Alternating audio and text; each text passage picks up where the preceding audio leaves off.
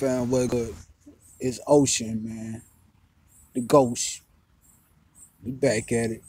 Freedom fight continue, man. It's quite a bit of buzz in America right now.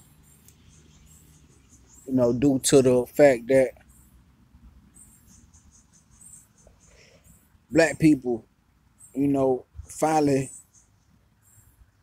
had enough to at least to a certain point where they had to stand up and come together for something, for some type of common cause. The knee to the neck was somewhat symbolic. The knee to the neck, rest in heaven to the brother George Floyd who went out, who had to take that knee to the neck, who took the almighty sacrifice, who was the almighty sacrifice, hopefully to light up a fuse to the people to that we can't keep going for this. And a lot of cities burning right now, with the protesters, and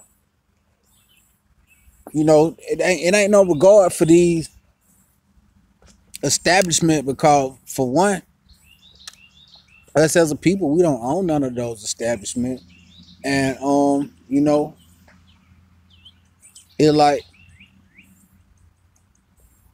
fuck the plantation. I'll give a damn if all our house is on this plantation. Burn the plantation down.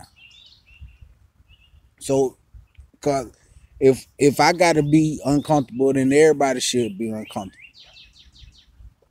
That's the state of mind that That's why I fuck with the black media, because that's the state of mind that it is. That we done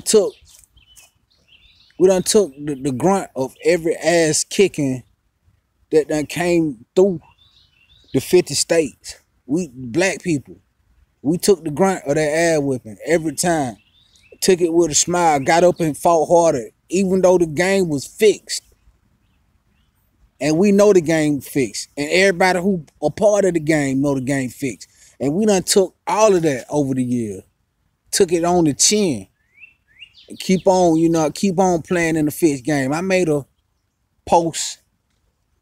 I said, imagine showing up for a basketball game. You suited and booted, ready to go. And they wait to even after you warm up. They wait till you get warmed up. Then they tell you, you know what? I know you came here and thinking that we're going to be playing a basketball game, but really, and you've been training your whole fucking life for the basketball game, by the way. Let's just throw that in that part of the equation in there. This basketball game that you intend on playing right here today is the game of your life. All right, but imagine when you get through warming up and you feel like you might not be the greatest player, but you the greatest player that you could be. All of a sudden they tell you, even though you've been training the whole time for basketball, and we told you we're gonna play basketball, but now we switch it up. We're gonna play soccer. That's black. That's being black in America. When the moving goalposts, all that type of shit like that. It was never designed. For us to be able to catch up in this race of racism in America. So, the energy that's moving throughout the streets every night, the fearlessness and the God-like, close to God, they moving with a sense of God and a sense of awareness of how powerful. So I commend the people who out there doing that. And for me to see people on my timeline, man, it's some real silly people that be on my timeline, man, that be saying all different kind of shit. You know what I mean? Shit that's really shit that that's been instilled in your mind over your 35 of your 40 years of being on the earth. You telling me that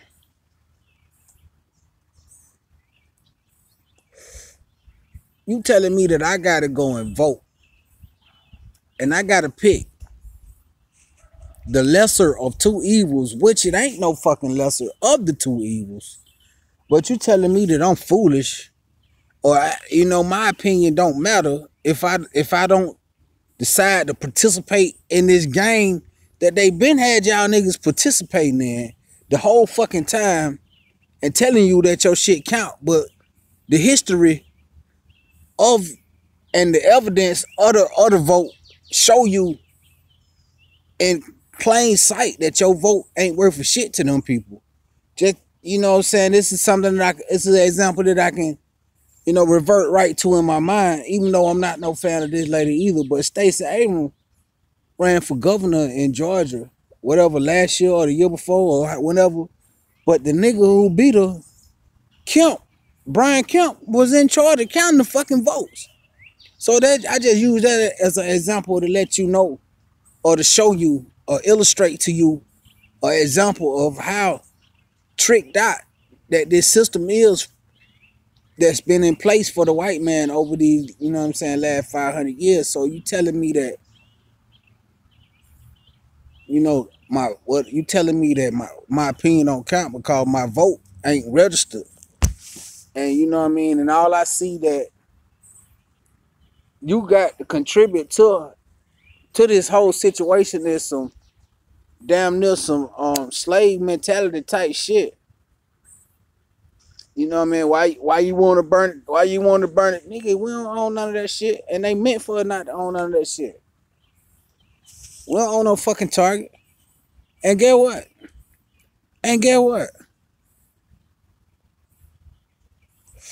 Beware of the agent provocateur too.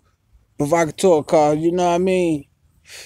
It's a lot of them in the midst of this shit too. That's, they plants. It's a lot of plants out there that's meant to provoke. Meant to escalate this race war that so many people on their side have been pushing for this whole time. You don't think that was an act of war?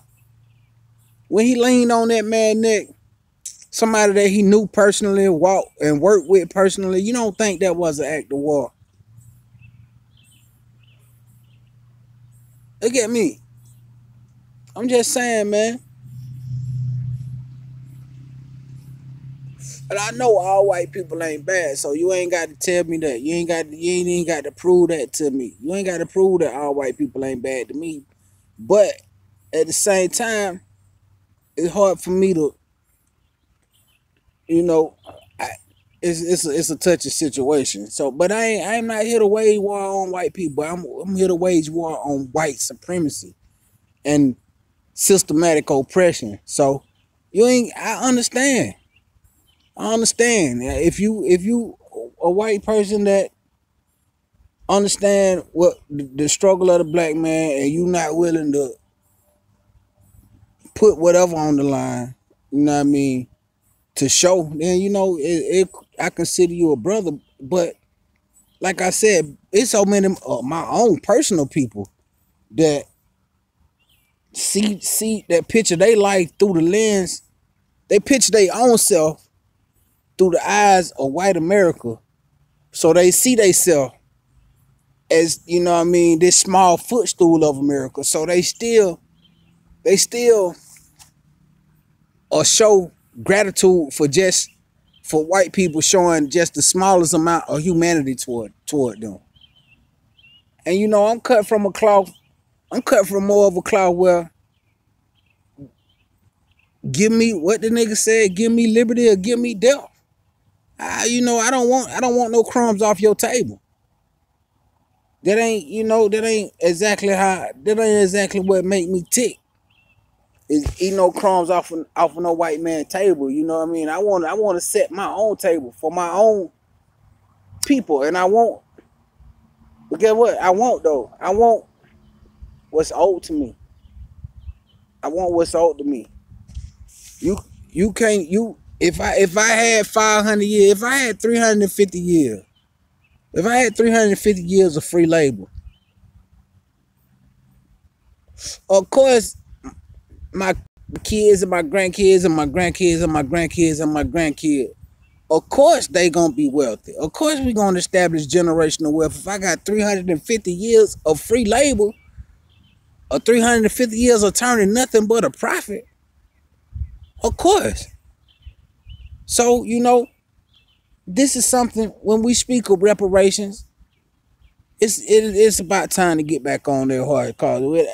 With everything that's going on, that's one of the main things that, you know, could see. Black America has been woken up to a point now where it's like it's such a critical mass of Black American woke up now that, you know, it's looking real scary to the people that stand and thrive off of white supremacy. It's looking real scary to them. Cause they, you know, they know they always have knew, if we ever recognize the strength that we had in solidarity and in our numbers, that, let me tell you something. You don't legitimize yourself. See, the people got to participate in legitimizing you. White supremacy is only legitimate because Black people won't never is scared to, or whatever would happen if we ever rose against it. But when you see shit like what happened to George Floyd, that means your back against the wall. That means your life on the line, whether you want to participate in this shit or not. Every time you come out the house and your baby boy and your baby girl life on the line, that means, you know, your back against the wall. Then even whatever animal it is, if you put it back against the wall, he gonna fight. He gonna strike. So this is something that, you know, has been building up and growing momentum over time, man. You know, we all knew that it could come to this, and we, you know, I would think that Black people probably even scared of their own strength. How much we recognize God in each other, because we know that if we ever come together on some real form like Voltron ass shit, then we the most powerful force in the world. We already, even being scattered out, the way that we scattered out, we already influence everything, and nothing don't go unless it go through us as far as being trendy or whatever. So, you know, that's just the power that we've been delegated and diminished to. But once we reclaim all our power and all our glory, it's nothing that could hold us back as a people, man. And, you know, what's this cop named Derek Chauvin or whatever the fuck? His old lady divorced him. Soon as he committed the murder, his old lady dropped him or whatever. She filed papers on him, but whatever. But, you know, what he did was inhumane, and it was an act of horror and an act of terror, and it was murderous. And he deserved life in prison. Not only him, but I said life in prison. He deserved the death penalty. Excuse me, Jack. The other ones, they also, the other two niggas that was on their body, they deserve death penalty also. And the Chinese nigga who was standing there talking about don't do drugs, this is what drugs get you, he deserved life in prison. And, you know, for them to only lock up the man and give him a 3rd-degree murder charge, that ain't gonna make them people stop wilding out in the street, bro. Cause at this point, we looking for a deterrent. It should be a deterrent that stop, you know, police, white people, or whoever from, you know, just killing Black people under racially motivated circumstances. It should be a law, a major law on the book. It should be a major law on the books against just calling the police on Black people for no reason. Because that's similar to putting a hit out. That's legal. That's legal, a legal hit that you just put out on a motherfucker. So it got to be consequences for that. That's what the people are looking for. And you want to tell me, oh, you better you gotta vote and get the right people, the legislation.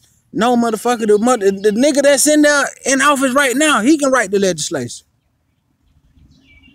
Huh? They wrote the legislation to get the motherfucking stimulus package out for coronavirus. Don't tell me what the government can't do, because they do what the fuck they want to do. The government got the motherfucking National Guard sitting outside of these cities right now, ready for just give me the word, boss, to ready to shoot these motherfucking riders. So don't tell me what the government ain't capable of doing. The government do whatever. They cut $1 trillion checks at a time and just get the money. Hey, right now, I'm just looking at some shit before I can't do this video. Right now, they got the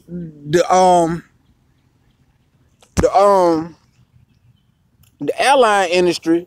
The airline industry, they already cut a check right now for the airline industry to pay their employees through September, with the next deal in line already to pay them out through all of next year. So don't tell me the government can't cut no reparation check for black people. Don't give me that. Anytime anything come up, you know, they can cut a check for it. So, you know, I don't know what all these I'm glad. You know why I'm glad there's so many white people out in the street fighting with the black people? I'm glad, because that mean they gotta kind of be somewhat, you know, cautious of how they aiming into these crowds or whatever. Because, you know, if I hate to say it, but at a certain point, if the protests continue every day, you know they're gonna try to take some type of action. But like I said, long as it's a lot of they kids in there that's doing a lot of the shit, they're burning up down a lot of the shit, you know. But I don't know. I seen a video right now. The police, I think they was in New York, just running niggas over. So if you are out there doing, you know what I mean, your protest type thing, be very careful. Keep your head on the swivel. You might want to put your phone down, Jack, and just, you know, really, really pay attention to your surroundings. And, you know, like I said, just keep your head on that swivel and just watch your surroundings and watch out for the people that's close to you. Because, you know, it's some dangerous motherfucker. It's a motherfucker that, it's some people out here in these crowds that ain't necessarily with you. So just understand that about that. And, you know, I'm not no fearmonger, but you might, you know, be safe out here with, as far as just know that, you know, what corona is still out there too. Okay, so take some necessary precaution with that right there too, if you're out there riding. And to the people who feel like, why they just won't go home and don't burn up the city, listen, man.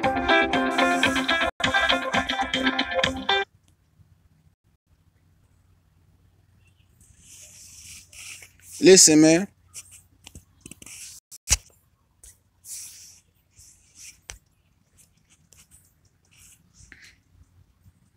Listen, for the old people who feel like that, listen, you can't criticize people for doing something that you were scared to do the whole time, okay? So just don't do that right there. Don't criticize people for something that you've been scared to do the whole time. And knowing that these people are putting their life on the line for you, okay? These people are putting their life on the line for you, for your freedom and the freedom of your children. So, you know, let's not be so quick to judge the methods, and let's just send them some good energy out there. Let's just send them some good energy out there. And you know, I've been going on and on and on. So I'm gonna go ahead and let this particular video go. But you know, like I said, just send you some energy, man. I appreciate your time. It's your boy Ocean and Gold. Like, subscribe, and share my video. I appreciate it. I get back at you to give you another dosage of the truth. And we out.